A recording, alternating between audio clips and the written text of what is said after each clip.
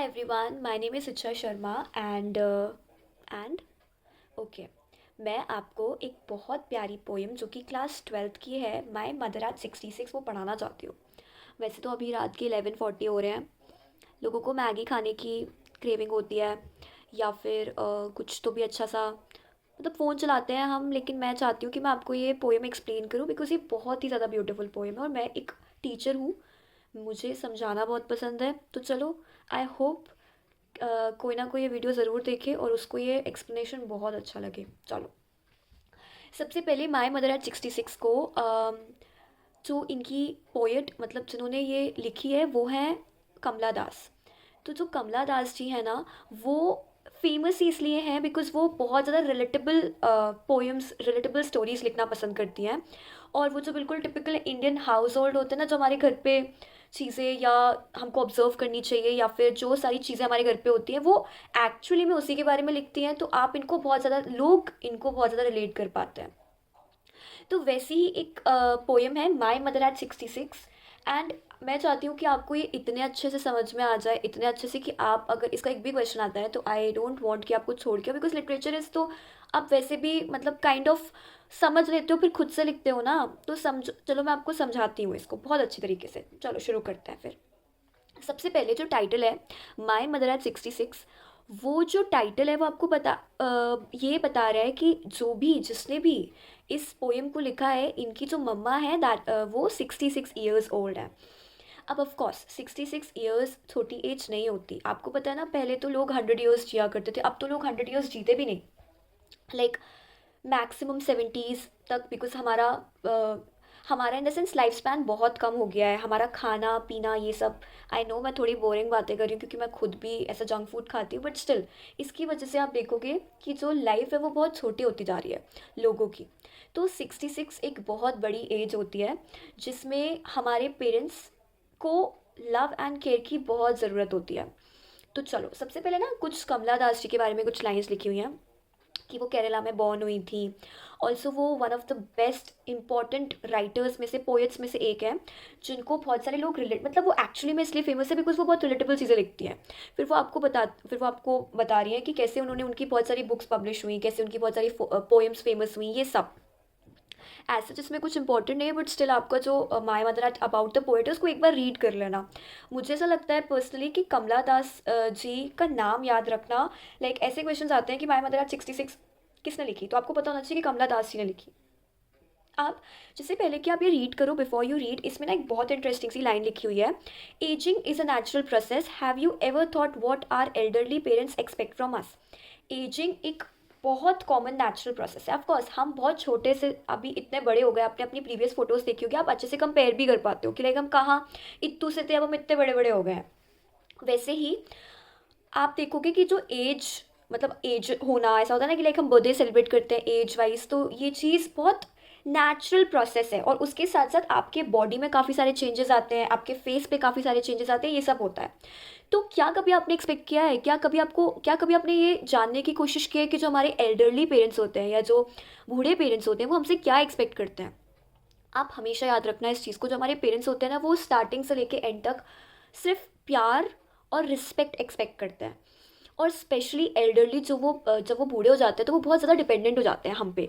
तो उस टाइम पे उनको लव एंड केयर देना is very important, like very very important. Okay, so चलो, बहुत बोर कर रही हूँ ना शायद, मुझे तो खुद लग रहा है। ठीक है, कोई बात नहीं, चलता है थोड़ा सा तो। लिखा हुआ है, पहले मैं आपको फटाफट से रीड कर देती हूँ फिर मैं एक्सप्लेन कर दूंगी इस पूरी चीज़ को।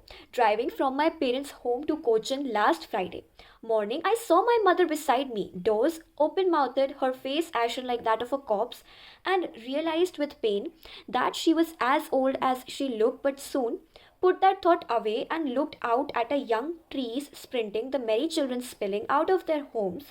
But after the airport security check, standing a few yards away, I looked again at her, wan and pale as a late winter's moon, and felt that old familiar ache, my childhood's fear.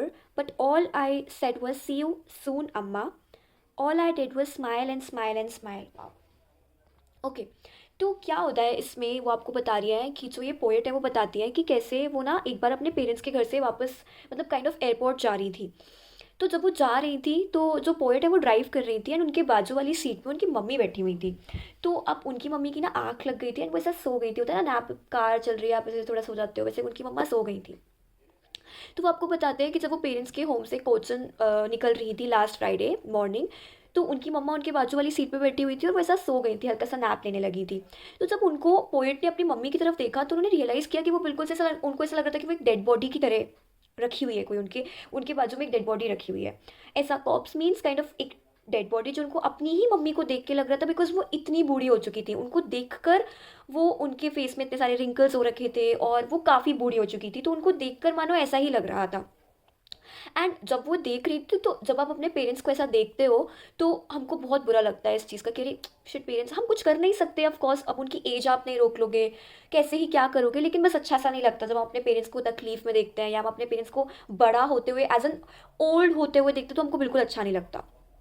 Same इसी तरीके से आप देखोगे तो उनके दिमाग में ना फिर से नेगेटिव थॉट्स आने लगे थे, काइंड ऑफ कि उनको लग रहा था कि इनको कुछ हो ना जाए और ये सब, लेकिन वो ऐसा देख नहीं पा रही थी, ऐसा सोच नहीं पा रही थी। तो वो क्विकली ऐसा बाहर देखती है अपने रूम के बाहर, room in the sense sorry, अपनी कार के बाहर देखती, तो कार के बाहर जो नज़ारा था वो बिल्कुल ऑपोजिट था एज़ कम्पेयर टू जो उनकी मम्मी को देख के उनको लग रहा था, उसका बिल्कुल ऑपोजिट नज़ारा था।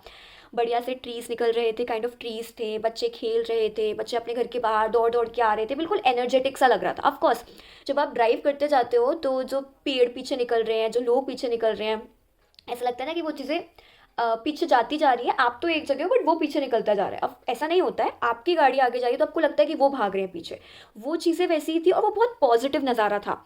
और सेम वो अपनी मम्मी को देखती है तो वो बहुत ऐसा एकदम से वो हो जाता है, उनको अच्छा सा नहीं लगता अपनी मम्मी को देख के, बिकॉज वो अगेन कुछ नहीं कर सकती, उनकी मम्मी काफ़ी बूढ़ी हो चुकी थी। तो अपनी मम्मी को ऐसा देखकर उनको बिल्कुल अच्छा नहीं लग रहा था।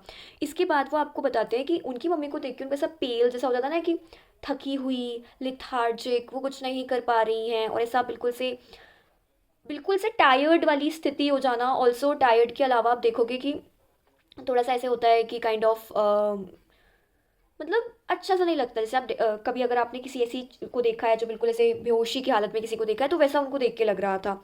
तो वो अपनी मम्मी को लेट विंटर्स मून से कंपेयर करती हैं। अब आप सुनना, इस पूरी पोयम में मुझे पर्सनली ऐसा लगता है कि दो चीज़ें बहुत इंपॉर्टेंट है। पहली तो आपकी कि इस पोयम को किसने लिखा है, कमला दास जी ने लिखा है। दूसरी चीज़, लेट विंटर्स मून क्या होता है। तो वो अपनी मम्मी को एक लेट विंटर मून से कंपेयर कर रही है। लेट विंटर्स मून मतलब होता है, वो एक चीज़ आपको कंपैरिजन के लिए बताया गया कि जो लेट विंटर्स मून होता है ना, वो ऐसा डल सा होता है, उसमें कोई शाइन नहीं होती और वो ऐसा इतना शाइन नहीं, इतना अच्छा नहीं दिख रहा होता है। तो वो बताती है कि जो उनकी मम्मी है वो इतनी फ्रेश नहीं दिख रही है, इतनी एनर्जेटिक नहीं दिख रही है और उनकी एज को देख के उनको लग रहा है कि एज इफ वो ज़्यादा सर्वाइव नहीं कर पाएंगी, ऐसे करके। तो वो इसलिए कंपेयर किया उन्होंने मून से, because moon is a very, like आप मून, किसी को मून बोलना is a very beautiful thing, but again वो जो मुरझाता हुआ सा या फिर जो उनकी मम्मी अ, उनकी एज फैक्टर को दिखाने का एक तरीका था जो कंपेयर किया है। तो मेरे अकॉर्डिंग ये इंपॉर्टेंट क्वेश्चन है। ऑल्सो फिर वो आपको बताते हैं कि उनको एकदम से उनका चाइल्डहुड फियर वापस आ जाता है। Childhood fear in the sense कि जब हम छोटे होते हैं तो हमको रियलाइज़ नहीं होती ये सारी चीज़ें।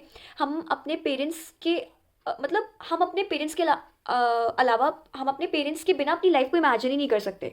बट जैसे जैसे हम बड़े होते हैं, हम बहुत सारे लोगों से मिलते हैं, हमारे बहुत सारे प्रेफरेंसेस हो जाते हैं, हमारे बहुत सारे फ्रेंड्स बन जाते हैं, हमारे बहुत सारे रिलेशंस बन जाते हैं। तो वो जो लव होता है जो हमको हमारे पेरेंट्स से चाहिए होता है या हम उनको देते हैं, वो थोड़ा थोड़ा एक टाइम के साथ कम होता जाता है। अब आप कहोगे कि लाइक कम तो नहीं होता है, प्यार तो हम सब करते हैं, ऑफ कोर्स आप करते हो, लेकिन हमारी रिस्पॉन्सिबिलिटीज़, हमारी प्रायोरिटीज़ काफ़ी डिफरेंट हो जाती है, जो कि बचपन में बिल्कुल मम्मी पापा पर डिपेंडेंट होती है कि लाइक मम्मी पापा ही सब कुछ है। तो अब उनको एकदम से सब चाइल्डहुड की, कुछ बचपन में हमको लगता है कि हमारी मम्मी पापा हमसे कहीं दूर ना चले जाएं, खो ना दें हम इनको, या फिर कहीं वो हमसे हमेशा हमेशा के लिए दूर ना चले। तो वो चीज़ उनके दिमाग में वापस से आ रही थी, लेकिन पोएट के दिमाग में वापस से आ रही थी, लेकिन वो कुछ कर नहीं सकती थी इस बात का, क्योंकि उनकी अपनी लाइफ है, उनकी अपनी रिस्पॉन्सिबिलिटीज़ है जो उनको निभानी है, वो जा रही थी। तो उन्होंने अपनी मम्मा को देख के बोला कि सी यू सून अम्मा। अम्मा मम्मी को ही बोला जाता है। तो आपको वापस से see you soon in the sense कि आपको वापस से देखूंगी, और अम्मा ऐसे करके। जो पोएट, जो भी मतलब पोएट कुछ नहीं कर सकती थी, वो जो कुछ कर सकती थी बस smile and smile and smile. जैसे आप बाय बाय कर रहे होते हो ना कि लाइक बाय, हम फिर मिलते हैं, ओके ऐसे करके। And that is it.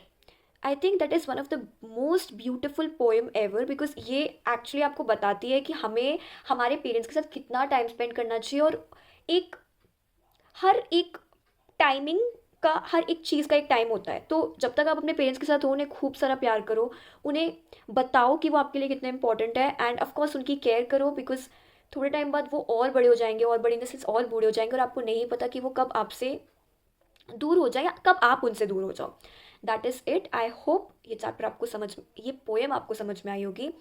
If there is anything जो मैंने कवर नहीं कराई है, तो वैसे तो मैंने सारी चीज़ें बता दी हैं आपको, लेकिन स्टिल आप एक बार ये पोएम रीड कर लेना अच्छे से, एंड आई होप आपको अच्छे से समझ में आ जाएगी ये पोएम, एंड अच्छे से अपना एग्ज़ाम दे के आना।